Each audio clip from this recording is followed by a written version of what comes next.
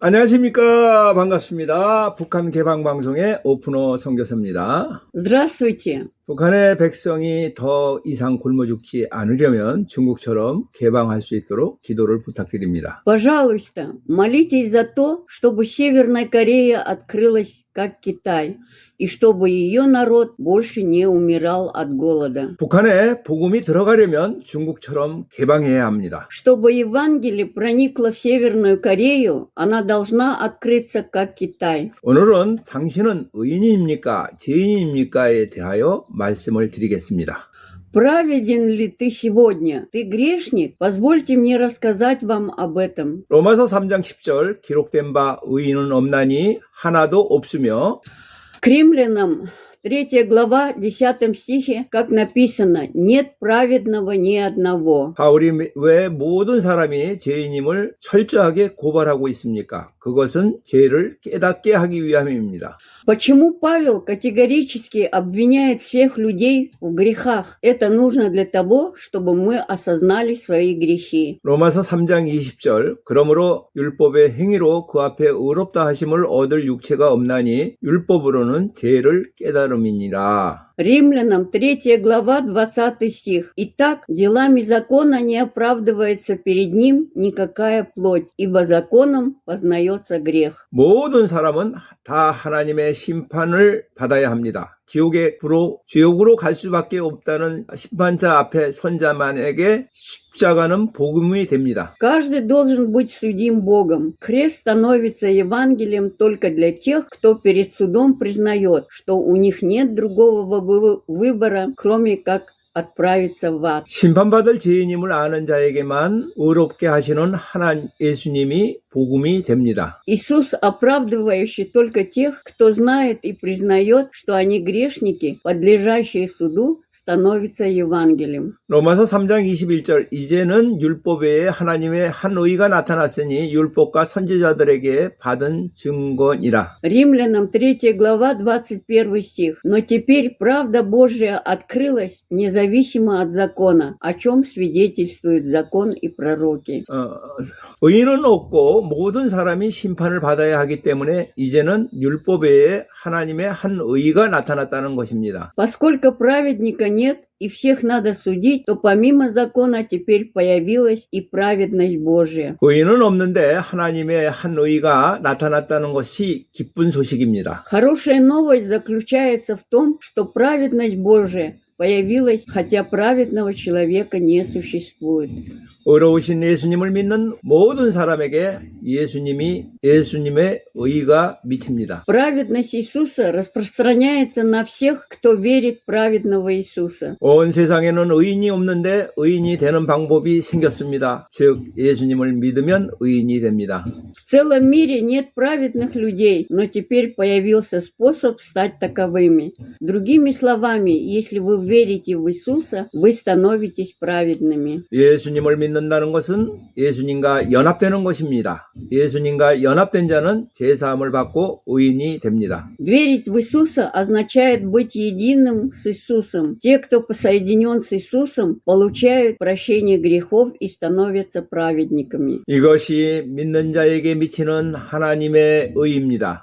Это праведность Божия для верующих. 로마서 3장 25절 이 예수님을 하나님이 그의 피로써 믿음으로써 말미암아 화목제물을 세우셨으니 이는 하나님께서 길이 참으시는 중에 전에 지은 죄를 강가심으로 자기의 의로움을 나타내려 하심이니. Римлянам 3 глава 25 стих. Сего Иисуса Бог представил через Его кровь, как умилостивление через веру, чтобы Бог мог показать свою праведность, не обращая внимания на прежние грехи в своем долготерпении. 어렵다고 하신 말씀의 뜻은 예수님을 믿는 믿음으로 어렵다 하심을 얻었다라는 말입니다. Под оправданием он имел в виду, что он был оправдан через веру в Иисуса Христа. 우리를 의롭게 하신 예수님은 또한 화목제물이 되었습니다. Иисус, оправдавший нас, стал мирной жертвой. 우리는 의로운 신분을 얻었을 뿐 아니라 하나님과 화목함, 침묵함을 누리게 되었습니다. Мы не только обрели праведный статус, но также нуждаемся миром и близостью с Богом. 마가복음 2장 17절 예수께서 들으시고 그들에게 이르시되 건강한 자에게는 의사가 쓸데없고 병든 자에게라야 쓸데가 있느니라. 나는 의인을 부르러 온 것이 아니라 죄인을 부르러 왔노라 하시니라. Марка 2 глава 17 стих. Услышав это, Иисус сказал им: «Нездоровым нужен врач, но больным. Я пришел назвать не праведником, а грешниками». 예수님은 병든 자 죄인들을 부르러 왔습니다. Иисус пришел призвать больных и грешников. 바리새인과 서기관은 스스로 건강한 자 의인이라고 생각하고 있었기 때문에 예수님이 필요 없었습니다. Фарисеи и книжники не нуждались в Иисусе, потому что считали себя здоровыми и праведными. 자신이 죄인임을 인정하는 자는 예수님을 믿습니다. Те, кто признает себя грешником, верят в Иисуса. 그러므로 자신의 죄인됨을 알고 예수님을 믿는 자는 의인이 됩니다. Поэтому те, кто знают, что они грешники и верят в Иисуса, становятся праведниками. 한자의 의자를 분석해 보면 자신이라는 글자와 양이란 글자가 합성되어 있습니다. Анализ китайского иероглифа «праведность» показала, что он представляет собой комбинацию букву «сам» и «овца». 내가 스스로 의롭게 되는 것이 아닙니다. Я не праведен сам по себе. 내가 하나님의 어린 양이신 예수 그리스도 안에 거할 때 의라고 말합니다. Я говорю праведность, когда пребываю в Иисусе Христе, Агнце Божьем. 하나님이 나를 보실 때 양을 통해서 나를 봅니다. 즉 나를 보실 때에 하나님은 예수님을 보는 것입니다. Когда Бог смотрит на меня, Он видит меня через Иисуса, овцу. Другими словами, когда Бог смотрит на меня, Он видит Иисуса. 우리는 그리스도의 옷을 입은 것입니다. 우리의 애모를 옷으로 감싼 것처럼 의의 옷을 입어 의인이 된 것입니다. Мы одеты во Христа. Точно так же, как мы покрываем свою внешность одеждой, мы становимся праведными, надев одежду праведности. 하나님이 나를 볼 때는 그리스도 안에 있는 나를 보기 때문에 나를 의롭다고 하십니다. Когда Бог смотрит на меня, Он считает меня праведным, потому что видит меня во Христе. 그리스도 안에서 은혜 아래 살고 있는 на를 참된 나로 받아들여야 합니다. Мы должны принять это как правильное «я», живущее под благодатью во Христе. Мой статус 사랑의 아들 안에서 나의 신분은 의인입니다. Мой статус в царстве Сына Любви, статус праведника. 다음은 의인으로 판결받은 하나님 나라의 법정의 모습을 이야기합니다. Ниже приводится история о суде на небесах, где людей судят праведно. 법정에는 재판장과 검사 그리고 변호사와 죄인이 있습니다. В зале суда присутствует судья, прокурор, адвокат и преступник. 재판장이 심판주이신 하나님 아버지이십니다. Судья – это Бог-Отец, который является судьей. 검사는 사단이고 변호사는 보혜사이신 예수님이십니다. 그리고 죄인은 바로 나입니다. Обвинитель – сатана, а законник – Иисус, утешитель, а грешник – это я. 검사는 말합니다. 피고를 고소합니다. 그리고 그 죄는 사형에 해당합니다. Прокурор, я подаю жалобу на подсудимого, и это преступление карается смертью. 로마서 1장 32절 그들이 이와 같은 일을 행하는 자는 사형에 해당한다고 하나님께서 정하심을 알고도 자기들만 행할 뿐 아니라 또한 그런 일을 행하는 자들을 옳다 하셨느니라. Римлянам 1 глава 32 стих. «Ибо хотя они знают суд Божий, что делающие такие дела достойны смерти, они не только делают то, но и одобряют делающих их». 피고가 말합니다. 변명하고 싶지만 하나님의 법정에서 뭐라고 할 수 없습니다. Подсудимый, я хотел бы оправдаться, но не могу в суде Божьем. 재판장이 답변합니다. 증거가 명확하군요. 이 죄라면 사형에 선고되는 것이 합당하오. 죄의 싹은 사망이니까 안타깝군요. Судья, доказательства очевидны. За это преступление уместно приговорить к смертной казни, потому что плата за грех – смерть. Как жаль. 재판장인 하나님은 사랑이지만 무조건 죄가 없다고 할 수는 없습니다. Бог, судья, есть любовь, но нельзя сказать, что греха нет безоговорочно.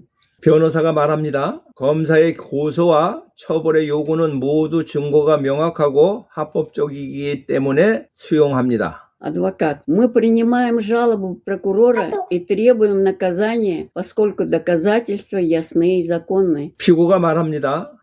사랑의 하나님 재판장, 사랑의 예수님, 혹시 피고는 절망합니다. Обвиняемый.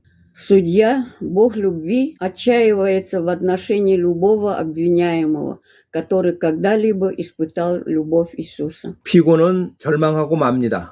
Обвиняемый. Судья, Бог любви, отчаивается в отношении любого обвиняемого, который когда-либо испытал любовь Иисуса. 예수님의 십자가를 만나기 전에는 우리는 지옥문 앞에 서 있는 죄인으로 절망할 수밖에 없는 자신의 모습을 직면해야 합니다. Прежде чем мы встретимся с крестом Иисуса, мы должны встретиться лицом к лицу с собственным отчаянием, как грешника, стоящие у ворот ада. 하나님의 법정이 얼마나 철저한지 이 법정에서 빠져나갈 길이 없다는 것을 보아야 합니다. Это подтверждает, насколько строг Божий суд и что выхода из этого суда нет. 변호사가 말합니다. 재판장님, 로마서 1장에 의하면 피고는 사형에 해당하고 지옥에 가는 것이 너무나 합법적입니다. Адвокат, Ваша честь, согласно посланию к римлянам 1, обвиняемому совершенно законно быть казненным и попасть в ад. 그러나 레위기에 대속죄일에 대한 법이 있습니다. Однако в книге Левит есть закон относительно Дня Искупления. 죄 없는 자가 죄를 전가받아 대신 심판을 받으면 원래의 죄인이었던 자들이 죄로부터 노임을 받는 규례입니다. Это правило, согласно которому те, кто изначально были грешниками, освобождаются от своих грехов, когда невинному человеку вменяют их грехи и судят от их имени. 레위기 16장 21절 아론은 그의 두 손으로 살아있는 염소의 머리에 안수하여 이스라엘 자손의 모든 불의와 그 범한 모든 죄를 아뢰고 그 죄를 염소의 머리에 두어 미리 정한 사람에게 맡겨 광야로 보낼지니. Левит 16 глава 21 стих. «И возложит Ааron обе руки на голову живого козла, и исповедает все беззакония сынов Израилевых и все грехи их, которые они совершали, и возложит грехи на голову козла, и передаст его заранее назначенному человеку, и отошлет его в пустыню». 대속죄에는 염소에는 대속죄제에는 염소의 대제사장이 온 백성의 죄를 대신하여 염소 머리에 안수하여 온 백성의 죄를 전가시킵니다. Во время заместительной жертвы первосвященник возлагает руки на голову козла, символизируя грехи всего народа. 온 백성의 죄가 이 염소에게 옮겨졌기 때문에 그때부터 염소는 죄가 됩니다. Поскольку на этого козла были перенесены грехи всего народа, с тех пор козел стал грехом. 그 피를 가지고 지성소에 들어가서 속죄소에 그 피를 뿌리고 하나님으로부터 온 백성의 죄를 용서함을 받습니다. Возьмите кровь во святое святых, окропите кровью престол милосердия и получите от Бога прощение грехов всего народа. 염소가 죄를 짊어지고 대신 죽었기에 온 백성의 죄는 용서를 받았습니다. Поскольку козел понес грехи и вместо этого умер, грехи этого народа были прощены. 변호사가 말합니다. 재판장님, 제가 죄를 전가받아서 죽은 그 염소가 되겠습니다. Адвокат, Ваша честь, я стану козлом, который возьмет на себя вину и умрет. 피고의 모든 죄를 제가 전가받아서 제가 심판을 받겠습니다. Все грехи подсудимого будут переданы мне, и я буду судим. 피고의 모든 죄는 사함을 받고 피고는 합법적으로 의롭게 됩니다. 여기요. Все грехи подсудимого прощены, и подсудимый оправдан по закону. 그러나 죄 전가의 규례는 반드시 죄인에게 안수하고 자신의 죄를 자백함으로 전가시켜야 되기 때문에 피고의 동의가 있어야 효력이 있습니다. Однако правило вменения греха действует только с согласия подсудимого, поскольку оно должно быть передано грешнику путем возложения на него рук и исповедания своего греха. 재판장이 말합니다. 좋소. 피고는 변호사의 전가 규례를 받아들이겠습니까? 이 전가 규례로 받아들인다면 모든 죄를 예수에게 전가시켜야 합니다. Судья, хорошо, примет ли ответчик правило вменения адвоката? Если вы принимаете это правило вменения, вы должны вменить все свои грехи Иисусу. 피고는 말합니다. 네, 저는 죄인입니다. 내가 죽어야 하는데 나를 대신하여 죽어주신다면 정말 감사할 따름입니다. Подсудимый, да, я грешник, мне придется умереть, но если ты умрешь вместо меня, мне очень жаль, но я просто благодарен. 내가 사형을 당해야 하는데 나의 죄로 내 제목으로 대신 죽어주신다면 얼마나 감사한 일입니까? Я заслуживаю смерти, так настолько же я был бы благодарен, если бы ты умер вместо меня за мои грехи и за мои преступления. 왜 당신이 나를 이렇게 사랑하는지는 모르겠지만 감사합니다. 예수님을 믿고 영접하겠습니다. Я не знаю, почему ты меня так любишь, но спасибо. Я поверю в Иисуса и приму Его. 재판장이 말합니다. 판결하겠습니다. 전가 규례를 받아들인 피고의 모든 죄에 대하여 무죄를 선언합니다. Судья, я вынесу решение. Настоящим я объявляю подсудимого невиновным во всех преступлениях, принявших правила вменения. 죄가 전가되었기에 그는 더 이상 죄가 없습니다. 의인이 되었음을 인정합니다. Поскольку грех перешел на него, он больше не виновен. Я признаю, что стал праведным человеком. Бум-бум-бум. 그리고 변호사인 예수는 의인이었지만 죄를 전가받았기에 이제 죄인이 되었습니다. 그러므로 변호사 예수에게 사형을 선고합니다.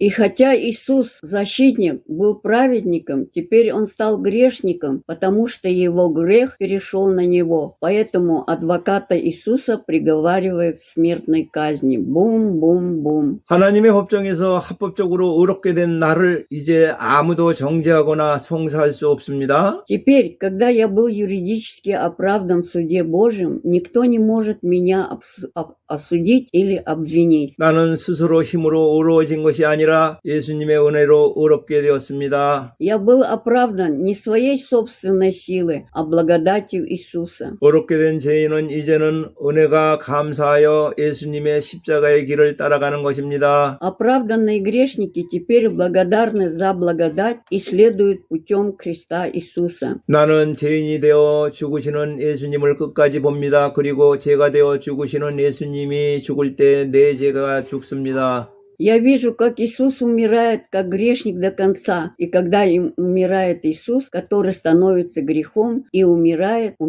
и мой грех. 그리고 내가 그리스도와 함께 십자가에 못 박혔다고 선언합니다. И он заявляет, я был распят со Христом. 나는 예수님의 무덤 앞에서 나의 장사를 치릅니다. 그리고 부활하신 예수님을 만납니다. Я хороню себя с Иисусом в его гробнице, и тут мы встречаем воскресшего Иисуса. 예수님과 함께 부활한 나는 교회의 공동체에서 성령님의 도움으로 예수 안에서 삶을 살아갑니다. Воскреснув с Иисусом, я живу в Иисусе с помощью Святого Духа в церковной общине. 성령님께서 매일 예수님의 성경을 가르쳐 주시고 함께 말할 수 없는 탄식으로 기도하게 하십니다. Святой Дух каждый день рассказывает нам Библию об Иисусе и позволяет нам молиться вместе. 다시 죄에 빠질 때마다 예수님의 사랑과 용서를 들려줍니다. 그리고 나는 점점 의로운 삶을 살게 됩니다. Святой Дух напоминает нам о любви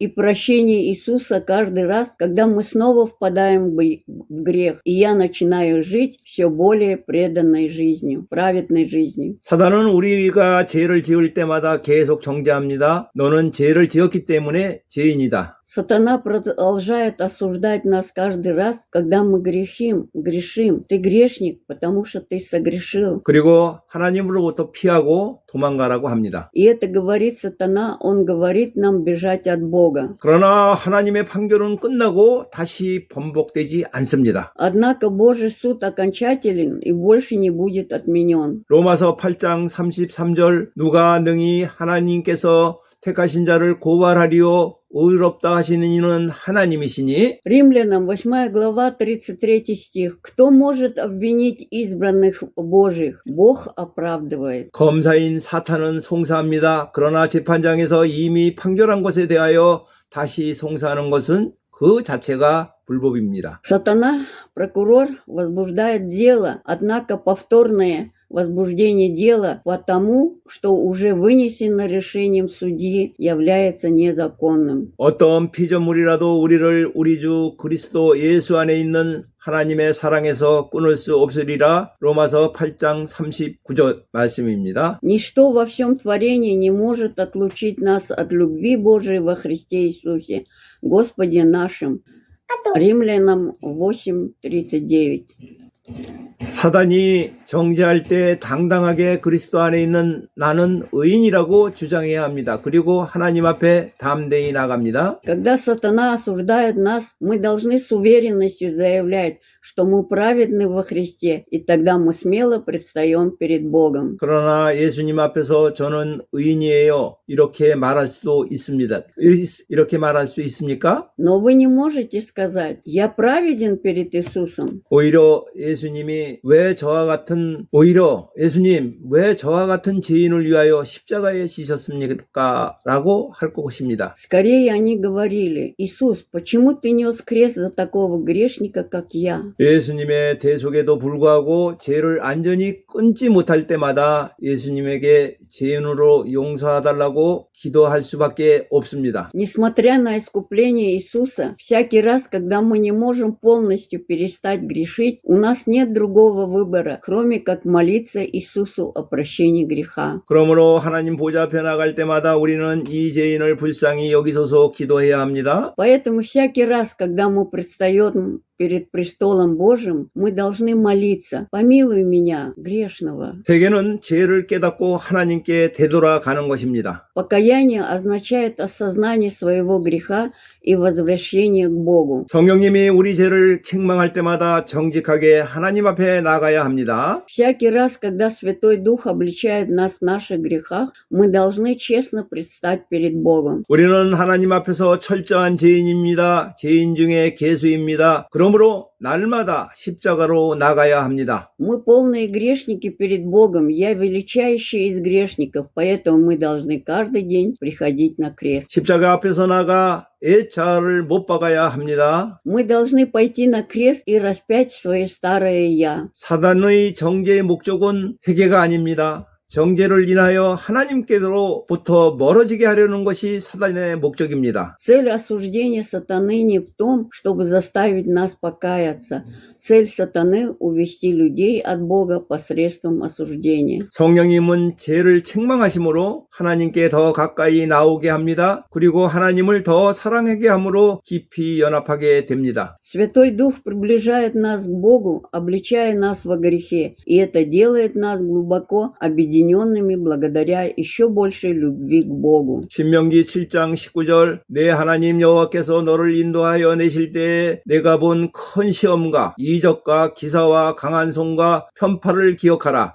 내 하나님 여호와께서 내가 두려워하는 이 모든 민족에게 그와 같이 행할 것이니라. Второзаконие, 7 глава, 19 стих. «Вспомни великое испытание, которое ты видел, знамения и чудеса, руку крепкую и мышцу простертую, когда Господь, Бог твой, вывел тебя, так сделает Господь, Бог твой со всеми народами, которых ты боишься». 하나님이 주신 가나안 땅에 들어갔지만 상황이 만만치는 않습니다. Они вошли в дарованную Богом землю ханаанскую, но ситуация была непростой. 이스라엘 민족은 이 민족이 나보다 많으니 어찌 그를 쫓아낼 수 있습니까? 하고 탄식하게 됩니다. Израиль сокрушается. Как мне изгнать их? Ведь эти народы многочисленнее меня. Стих 17. 십자가를 기억하라는 것입니다. Это значит помнить о кресте. 의롭게 되어서 의인답게 살려고 하는데 이 세상의 죄의 문화가 너무 강합니다. Я пытаюсь стать праведным и жить как праведный человек, но культура греха в этом мире слишком сильна. 우리의 육신은 연약하고 죄의 유혹은 강합니다. 그래서 우리는 이길 수 없다고 불평하고 원망합니다. Наша плоть слаба, а искушение грешит сильно, поэтому мы жалуемся и возмущаемся тем, что не можем победить. 우리가 의롭게 된 것이 하나님의 은혜이듯이 우리는 은혜 아래서 의로운 삶을 살아가면 됩니다. Точно так же, как мы оправдываемся Божьей благодатью, нам просто нужно жить праведной жизнью под благодатью. 우리를 의롭게 하신 십자가와 승천하신 예수님만을 바라보고 기억하십시오. Смотри и помни только крест, который оправдал нас, и Иисуса, вознесшегося на небеса. 히브리서 12장 1절 이러므로 우리에게 구름같이 둘러싼 허다한 증인이 있으니 모든 무거움과 얽매이기 쉬운 죄를 벗어버리고 인내로서 우리 앞에 당한 경주를 하며 Евреям 12 глава 1 стих. Итак, поскольку мы окружены столь великим облаком свидетелей, свернем с себя всякое бремя и грех, который так легко опутывает нас, и будем с терпением проходить предлежащее нам поприще. 믿음의 주여 또 온전케 하시는 이인 예수를 바라보자. 그는 그 앞에 있는 기쁨을 위하여 십자가를 참으사 부끄러움을 기이치 아니하시더니 하나님이 보좌 우편에 앉으셨느니라. Устремим взоры на Иисуса, начальника и совершителя нашей веры, который ради предлежавшей ему радости претерпел крест, пренебрег посрамление его и воссел одесную престола Божия. 우리는 사단의 정죄를 주목해서는 안 됩니다. 오직 하나님의 은혜로 의롭게 된 것을 집중해야 합니다. Нам не следует обращать внимание на осуждение сатаны. Мы должны сосредоточиться только на том, чтобы быть оправданными благодатью Божией. 나를 출애굽시킨 하나님을 기억하고 가나안 땅에서 하나님의 도우심으로 전쟁을 승리로 이끄신 하나님을 의지해야 합니다. Я должен помнить о Боге, который вывел меня из Египта, и полагаться на Бога, который с Божьей помощью привел меня к победе в войне в земле ханаанской. 예수님과 연합한 자로 살아가야 합니다. 예수님과 함께 하늘에 앉은 자로 살아가야 합니다. Мы должны жить как люди, объединявшиеся с Иисусом. Мы должны жить как сидящие на небесах с Иисусом. 십자가를 기억하는 것은 과거로 돌아가는 것이 아닙니다. Помнить о кресте – это не значит вернуться в прошлое. 변하지 않는 나의 모습으로 좌절할 때마다 죄인을 하나님께서 자녀로 삼아주신 하나님을 기억하는 것입니다. Всякий раз, когда меня расстраивает мой неизменный образ жизни, я вспоминаю Бога, который сделал грешников своими детьми. 의의 첫 번째 의미는 법적인 의미가 있습니다. 그리고 두 번째 의미는 관계적인 의의입니다. Первое значение слова «праведность» – это юридическое значение. Второе значение – праведность в отношениях. 하나님이 화목하게 하여 의롭게 된 자는 언약 관계에서 책임을 다해야 합니다. Те, кто был примирен и оправдан Богом, должны выполнять свои обязанности в отношениях завета. 왜냐하면 언약 관계에서 책임을 다하여 순종하는 상태를 의롭다 하기 때문입니다. Это потому, что послушание и выполнение ответственности в заветных отношениях называется праведностью. 그러나 만약에 자녀가 불의해서 부모가 의를 지키면 자녀가 돌아갈 길이 있습니다. Однако, если ребенок несправедлив, если родители говорят, что они праведны, то у ребенка есть способ вернуться. 하나님을 떠난 탕자가 불의해도 주님께서는 의로우심으로 계속 당신의 의의 책임을 다하고 계십니다. Хотя блудный сын, оставивший Бога, не праведен, Господь праведен и продолжает исполнять свою ответственность за свою праведность. 로마서 1장 17절 복음에는 하나님의 의가 나타나서 믿음으로 믿음에 이르게 하나니 기록된 바 오직 의인은 믿음으로 말미암아 살리라 함과 같으니라. К римлянам 1 глава 17 стих. Ибо в Евангелии праведность Божия